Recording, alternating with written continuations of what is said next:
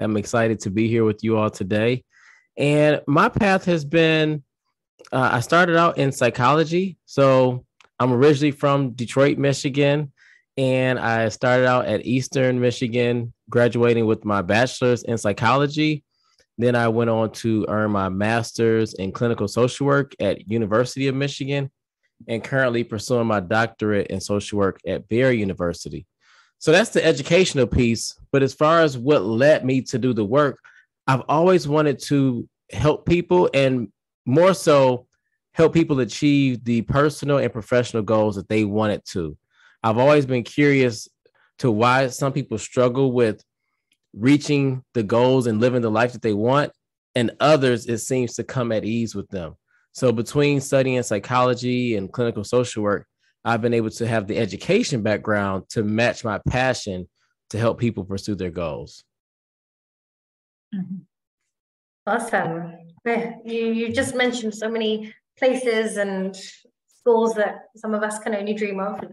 Now, the next question is a two-parter.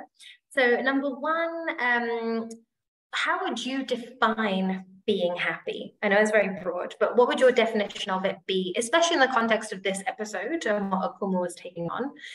And then the second part is, what would you anticipate someone to get out of the experiences that Faith suggested for Akumu? What would you maybe expect them to learn or gain or change in their perspective after going through those experiences, theoretically? Yeah. So first, when it comes to being happy, it's a mental and emotional state. I don't think that it's something that you can't buy your way into happiness.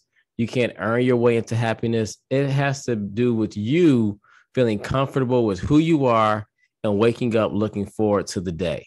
So if you can say, you know what, I'm not dreading tomorrow. I'm actually looking forward to my day or the experiences that I have, then that's you being happy. To the second part, I feel like some of the suggestions that Faith recommended were really spot on when it comes to, having a strong exercise regimen. That's always good for, building up your mental health and physical health, and also making a plan. When we can iron out what we want for us, then it gives us a sense of control. And then instead of life just happening to us, we're able to make life happen. Awesome. I'm sad that I didn't get to do this challenge now. And it was just Akumu. So Akumu, speaking of that, tell us, what was the good, the bad, and the ugly of forcing, or rather encouraging yourself to be happy? Well, I'll use your naming there as categories. So, well, for the good, like everyone else on the planet, I want to be happy, or rather happier. So for me, that means pretty much being at peace with myself. I think Marvin Gaye has said that if you cannot find peace within yourself, you'll never find it anywhere else. So as a neurodivergent, it's kind of like my default mode is to be in constant battle or war with myself. So this challenge was very necessary. So for the bad, I'm categorizing bad in quotes because it was very uncomfortable for me. So I chose the first task, which was going to a restaurant by myself with no phone to distract me from my anxiety or my overthinkingness. So knowing this about myself, I kind of did a dry run first. So I went to a restaurant with my phone alone just to see how I would feel about it. It was a burger restaurant, one of the best burger restaurants in Nairobi. It was a weekday evening. Thank God for that, because it was not super full. And then I remember very well, I wanted to go in, and then my body seriously turned back, and I was like, okay, I can't do this. And then I walked all the way to the stairs, and then I was like, okay, I have to do this. So I forced myself to walk back in. And then I went to a corner of the restaurant, not a corner really, but kind of like the balcony outside, because it was a dry run. I really didn't want to be the center of everything, just alone, and I'm already uncomfortable as it is. So since, yes, it was a dry run, I just did, I had my phone, and I remember I chatted even with Claire while I was there. I think I told you, Claire, that I was in a restaurant alone, right? And I think I also friend, and she was telling me, oh my God, that's amazing. You have so much courage. And I was just like, okay. But now I put my phone back because now that was the first time I had to do like a 20-minute session of just not looking at my phone, which was very awkward because now I had to figure out, what am I looking at if not my phone? So I kept looking at people around me and then looking at the waiters. It was very uncomfortable. I think the first time I couldn't even get to 20 minutes. I got to 15. And then I took back my phone and I told my friend, this is really hard. Yeah. So and my question is, how do you even know if it was 15 or 20 minutes without having to look at your phone? Because I looked at it before I put it down. And then now when I took it back after, like, okay, now I have nothing else to look at. Let's take the phone back. Yeah. So the dry run, I did now another 20-minute session of just looking around, but I don't think I could do more than that because I was running out of things to look at. I think even one of the waiters thought I was, hitting on him because I was just like, okay, now he's a good focal. I kept, serving everyone. And then the burger came, it was amazing. So at least the burger and the drinks, took a bit of the time. So I spent like 1.5 hours there. Yeah, the dry run was good. Now to the ugly. I'm categorizing this as the actual, when I went with no phone and I was a lone ranger in the restaurant and I had a meal, it was very brutal, kind of. And the other ugly was now the second task that I picked, which was forgiving someone. That was, I think, task 1 and task 3. Yeah. So for the restaurant, I chose a place that was close to home so that I wouldn't have to, use the phone to get an Uber, blah, blah. And there's a nice restaurant just across my house. So I walked there, and thanks to my dry run, now I knew the kind of things I would look at when I have nothing to, look down on, no smartphone. So I sat at the bar. The restaurant has a bar, which is pretty much in the middle of the whole place. I forced myself to sit there because there was no way I was doing a corner. The good thing with sitting at the bar is that you can look at the bartender, right? When he's pouring drink. And then, of course, I would look at the waiters, do a bit of people watching around. But I must admit the meal was kind of rushed. Like this time I rushed things because now I didn't have a phone, to kind of take a break on. And I also didn't want the waiters to find me creepy again. But it was kind of, it was better and kind of safer to do, waiters, because people watching, it always creeps me out when our eyes lock and then I'm just like, oh shit. And then you have nothing else to look at. You can't look down on your phone and pretend you are looking at your phone. So it was very brutal. It was very uncomfortable. But I think, as always, the meal coming and the drink coming always give me now something else to look at and something else to do. So I think I left there, I think it was an hour. It was a weekday because there was no band, because choosing a night that had a band would mean I would focus on that and then it would not be as uncomfortable. So it was a weekday, no band, no DJ. And I remember leaving after 1 hour and feeling, just a liberating feeling of, I had no one to talk to, but I did it. Like, this is very scary for me, knowing that I have social anxiety. Yeah, so that was one of the uglies. The other ugly was, forgiving someone. This was very annoying. So I messaged someone that I had wronged, and I think we had wronged each other. It was the last time we had met, it was a very toxic, exchanging words match. So I reached out to him on a message. I apologized, and then we talked it through, like, where was your head at that time? This was how my head at was then. I'm sorry. And then it felt really good to be in a good place with them after months of wondering how and what had happened between us. So that was pretty good. And lastly, which is the ugliest of all the tasks, was now forgiving myself. Not even sure what I'm forgiving myself for, but there's this self-love meditation on the Insight Timer app that is perfect for this. It's about imagining you're walking in a forest. You find a mirror in the forest, you touch it, hand to hand, your reflection on yourself, and you say, I forgive you. And as simple as it seemed, that stuff made me cry. So I guess there's a lot of shame and guilt that I have to get past. And, there's a lot I have to forgive myself for. I'm not even sure what. But I've done that 2 times since, and tears are still coming out. So that will continue. So that's pretty much it. Good, bad, and ugly. Is it just me, or did you skip the good? The good was now, yes, I'm like all human beings who want to be happy. So I was willing to do it. Mm. Okay. Now, I have opinions on this, but Jason, we want to know what you make of that. Is that a good example of someone using their mindset and pushing themselves out of their comfort zones to be their best, happier self? Or what would be your opinion on Akumu's good, bad, and ugly?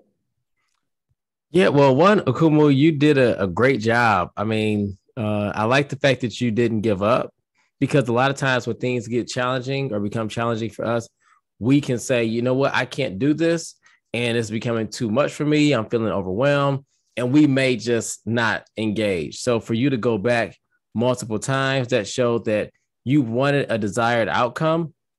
Even if it was uncomfortable, you were willing to work for it. Secondly, the forgiveness part. Forgiving other people is challenging. But then when you talk about forgiving yourself, that can be even more daunting. And a lot of times there's mental barriers that prevent us from allowing us to forgive ourselves. So for you to do that, and you even said that was ugly, it was tough. I really commend you for that, because so much can happen and unlock within us the peace that we want, the peace that we desire. It can truly happen, but it has to start with us forgiving us, and not just forgiving people who have wronged us or people we've wronged, but what about the letdowns that we have for us? So I highly commend you for that, and really just going forward with that piece. And lastly, Claire, as far as the mindset, when, mindset is a muscle, but it's not like a muscle that we can see. So each time, Akumu, you go back, you're building up your mindset, you're making it stronger, you're becoming more resilient. Each time you forgive yourself, you're building up that muscle within yourself to be able to say, you know what, I'm good enough. I'm okay. I'm not the worst person. And, you showing yourself that type of love and affection, it's going to pay dividends, not just now, but, for years and years to come. So awesome job.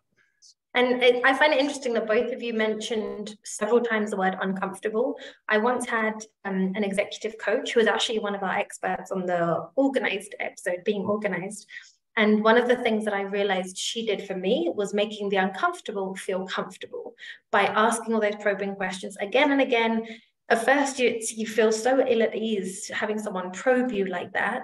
But then actually you realize that by doing it, you get out to the other side, you have a better understanding of yourself, your wants, your ambitions. And I think a lot of these challenges that you did, Akumu, yeah, they make you uncomfortable. But firstly, you push yourself, you challenge yourself, and then afterwards you have a sense of achievement as well. And you understand yourself and those around you better. I mean, you probably studied all the people in that restaurant enough. You probably had backstories for all of them. Ask me, I do. I could write a thesis on them. So now, Jason, we need the ratings. We need to know how you think Akumu did, right, Akumu? I would rate that a 10 out of 10. I mean, you didn't quit, you didn't give up. You acknowledged that it was difficult at times, but you made it through. I think when we talk about rating, I'm going to give it the highest of the high because you persevered. And you're here to talk about it. So you're going to encourage so many people, including yourself, just by sharing your story and acknowledging, like, without your phone, it was challenging, but you did it. So kudos to you. Thank you. And I think you're also trying to make me happy because this episode is about happiness. So thank you for the Oh, you're welcome. Yeah, because 10 out of 10s normally aren't allowed, Jason. I don't allow anyone to give because there's always room for improvement. And also, she likes decimal points. She usually gives herself decimal points. Like a 9.8. So, yeah, exactly. But 10 out of 10, that's amazing. And yeah, Akumu, does that make you feel happy? Of course, I'm very happy about it. What could she possibly do to get, a 20 out of 10 to keep this up in the long term, or do something even different or additional? Yeah, I would say increase the exposure. So instead of if you're going to a new restaurant once a week, try to do something twice a week. Maybe and definitely leave your phone. I think being able to be at peace with yourself, so you don't necessarily have to have something to look at. You're going to look at something regardless.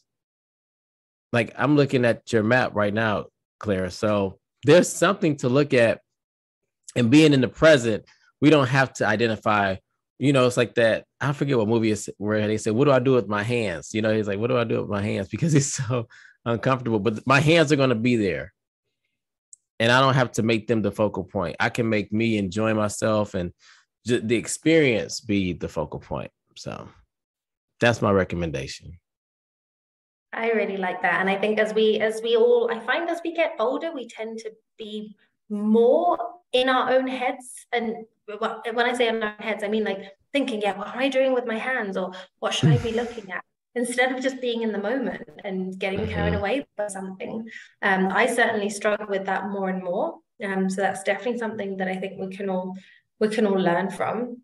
Getting there might be difficult, but I guess finding something to think about or to plan or to just look at or reminisce even, or just enjoying the food. I'd probably have just eaten my way through the whole menu in your position, Akumu, just to keep distracted.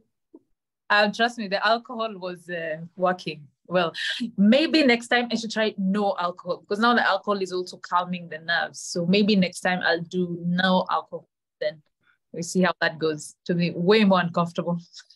Yeah, I guess I would definitely say no alcohol. When you said drinks, I'm thinking like strawberry lemonade. So. Jason, thank you so much. Now we want to know, where can people find you and what should they come and find you for?